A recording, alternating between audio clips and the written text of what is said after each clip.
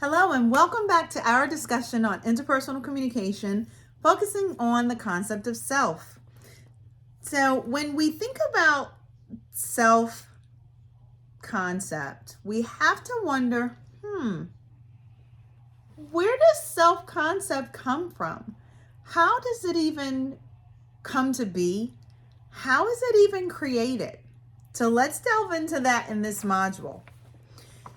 We are not born with self-concept. Rather, we develop a concept of self through communication with others. Now, I'm going to pause it because this is, in fact, from research and scholars. Then I'm going to put a show me Sheena, Professor M twist on this to encourage you to think outside of the box.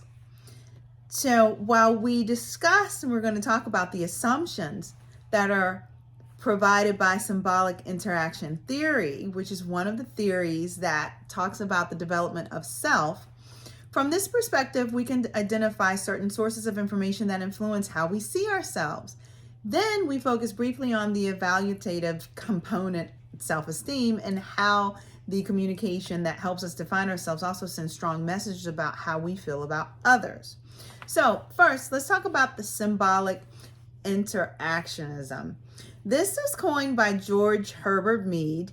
He is considered to be the founder of this ideology, which talks about how communication is the most critical influence on our development of the sense of ourself. He describes the basic process that occurs, concentrating on these processes in early childhood when self-concept is being formed. His notion is that self-concept is created and it's formed and developed from the environment upon which you grow up in. He also mentions that others convey their perceptions of us and their behavior towards us. They say and do things to us that communicate how they see us. We tend to intimidate the other's behavior, especially when we are very young. We do the same things in self-talk and self-action that we've seen others do to us. And if someone praises us, we are likely to praise ourselves. We tend to internalize their attitudes towards us, thus their attitudes become our attitudes about ourselves. Over time, the intimidation of behaviors leads to a more profound impact. We begin to believe about ourselves the way that they believe about us, and based on this, we generate a self-concept that reflects those internalized attitudes. This is from A Lifetime of Interpersonal Communication. Trisha Jones, Rimland, and Rimland. Let's unravel this a little and talk about concept of self. This theory, I beg to challenge it because right now the label and the identity of self, this whole theory is unraveling before our eyes in the time that we live in. We have people who are revolving out of the labels that their parents have given them, and they are evolving into their own being of their self. I have had instances where I have spoken with people and they have said from birth they never felt like the gender that was spoken on them, that was spoken upon them, and that was innately just entrenched in their being. So this simple theory of your environment creating your concept of self is being challenged right now today in the actions and the verbalization of people finally admitting that they did not feel that the gender that was given to them at birth is truly the way they feel in terms of their self-identity and their concept of self. So then the question begs to differ. Does concept of self and our self-identity start long before our parents give us our names, long before our physical self appears? I will leave that for another chapter for someone else to write. But let's carry on with what the scholars and the researchers say about the development of self. So, from this perspective, from a psychology level, an example is given of a person who tells their child they're absolutely beautiful, they're smart, they're powerful as they're growing up, and these self affirmations, versus parents who do not nurture and speak positive words towards their children. Now, while these ideals have been tossed around, scholars and researchers call it the looking glass self and the importance of social groups in forming self-concept. So Charles Horton Cooley mentions that we come to our self-concept by holding up a figurative mirror or looking glass in which we see ourselves as others seem to see us. First, we assess how we think we appear to others. We want then to know how they see us, and then we want to understand how they judge us. What are their evaluations of us? And finally, we want to understand how their judgments and evaluations make us feel. Now, those perceptions and evaluations of us are important in terms of researchers and scholars because it is significant as our primary group. In describing this, our primary group are our families and close friends or professional colleagues. So when we talk about the development of our concept of self, it's also in relationship to social comparison and modeling. It's also relative to another piece that is important in terms of reflected appraisals and alter casting. And then lastly, it's equally involved in the self-observation. So I want to take a moment to peel back what the scholars and researchers say about these areas, these three areas of the sources of information for self-concept. But then I also want to just spend a little moment. Again, if you're with me on a deep dive level, we deep dive into these aspects of yourself. However, for purposes of this video, I'm just going to hit the surface level of what the researchers and scholars say about the sources of information for self-concept. So as we talk about the three sources of information we rely on to develop and compartmentalize our concept of self, the first one is social comparison and modeling. A lot of people think that comparison or modeling is important in determining who we are and how we measure ourselves against society. There are three forms of social comparison and modeling that differ in terms of the source of the comparison. When we use role models, for instance, we're identifying someone that we see as an ideal person because of their characteristics. However, when we have distant social comparisons, we think of comparing ourselves to someone generalized in an image or a quality that's portrayed or discussed in the general media. Now, lastly, in this circumsphere of social comparison and modeling, we think about the immediate social comparison. For instance, it's comparing you with someone else in your environment. Now, while role models are people we wish to be like, it's important to understand the distinction between role models and social comparison. So when we think of role models, we are identifying others that we want to emulate, but whom we would not really compare ourselves to. We perceive our role models, at least initially, as being different than us, but it also helps us to identify qualities and the kind of person we wish to become. Having a role model doesn't make us feel bad about ourselves, or at least it shouldn't. However, it should embody the personality or the possibilities of what we would like to see ourselves become and evolve into in terms of the identifying the concept of ourself, our personality, the way we dress, the way we talk, the way we act. Now, mind you, as I've mentioned in previous modules, we become like the 5 people we hang around, or at least one of my beautiful students says, you can even start looking like your dog. Make sure you got a cute dog. So when we think about role models, understand that there's a distinction between the other two categories that I'm going to highlight again now.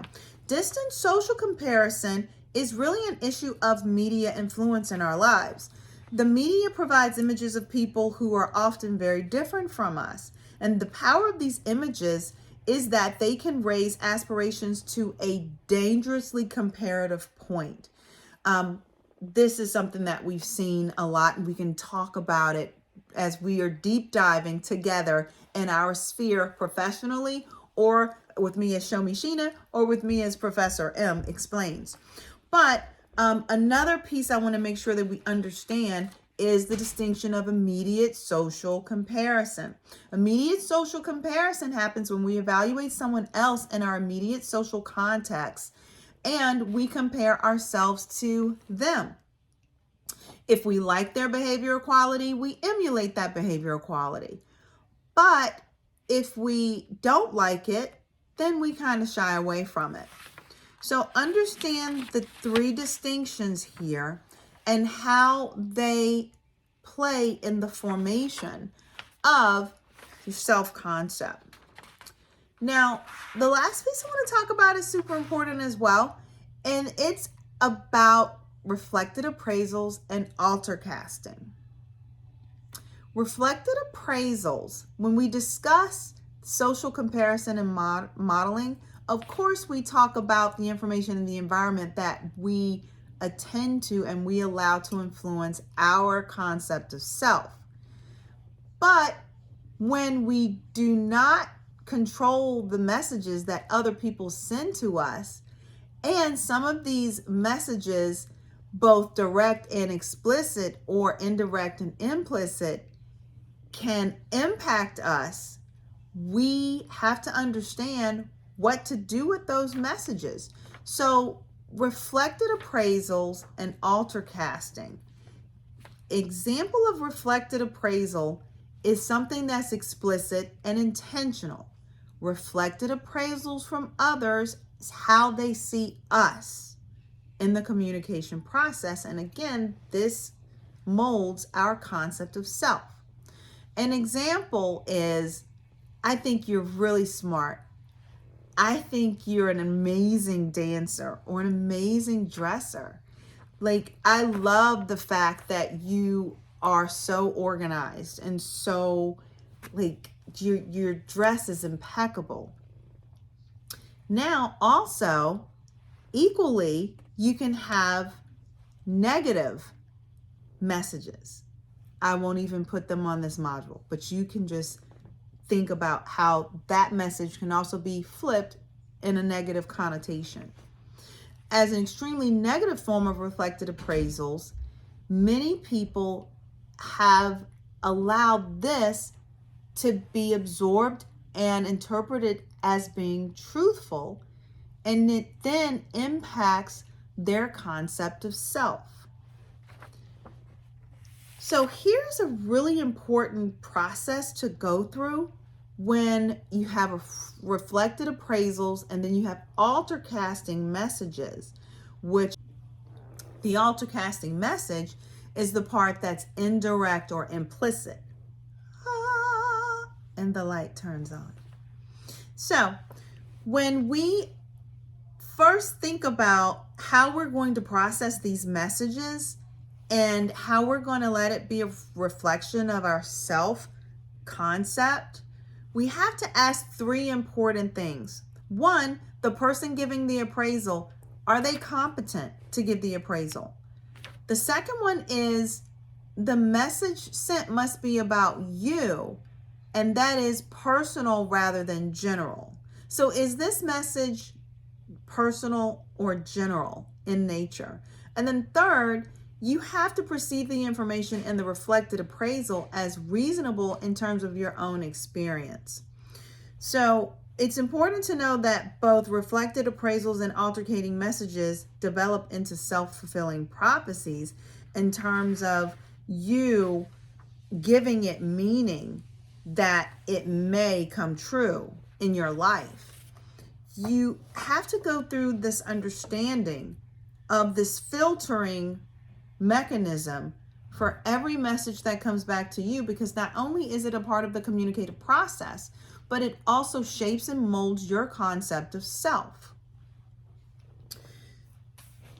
So when we think of these exchanges of messages, again, we first have to evaluate the person that it's coming from. Are they viewed as being competent? We are going to deep dive in terms of how do we define or identify whether someone is competent enough to give us an evaluation of ourselves. The next piece is this message general or is it personal? And is it an altercasting message? Because sometimes people can give us messages in an indirect or implicit manner, which is intended to be subliminally a direct hit at who we are and who we like to identify ourselves as being. The third piece is that you have to perceive the information as being reasonable in terms of your own experience. What does that mean? That means in relationship to what you've identified as being important to you from your relationship with yourself.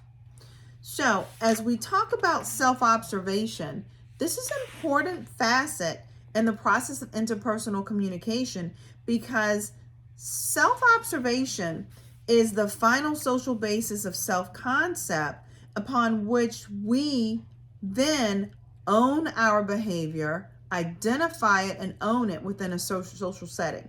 So while the scholars and the researchers just say you own your behavior, I'm going to go a step further and say you have to identify the behavior and own it after you filtered it through the process of appraising the message that's both reflective and or an altercasting message. So for instance, when we're thinking about self-observation, we have to understand that we may be thinking to ourselves in a social gathering, I don't talk at all, I'm shyer than all of these people, I'm observing myself in this situation and I feel uncomfortable. One of our beautiful classmates said, when someone walks into the room with 6-inch heels, I find that intimidating. I want to learn more about this person, but then I immediately start comparing that person actually in my imagination to myself. But the self-observation piece is super important because you probably have expectations of your concept of self, how it compares to that person in that moment in that conversation. And you have to identify and again, own your own behavior within that social setting. Because if you slow down the frame of communication, the way you come to that particular situation is the way you will interact and communicate and exchange your thoughts, beliefs, and feelings with that other person. So in summary, comparisons and modeling, reflected appraisals and altercation, and observations are the way we receive information from others that all has a direct connection to the development of our concept of self. When we think about that from a lifespan perspective, remember that some scholars and researchers feel that your self-concept is created in the environment after birth and in your childhood, but I beg to differ. I argue to the contrary that your self-concept and your identity of self happens in the womb before you even lay a cry, a tear, or poop as a newborn in the new environment called this world. So the next module, we're going to talk about enhancing the concept of self. Thank you for joining us here. And have I given you something to think about? If I have, join me for a sip. If I've given you something to sip on, I'll see you in the next module.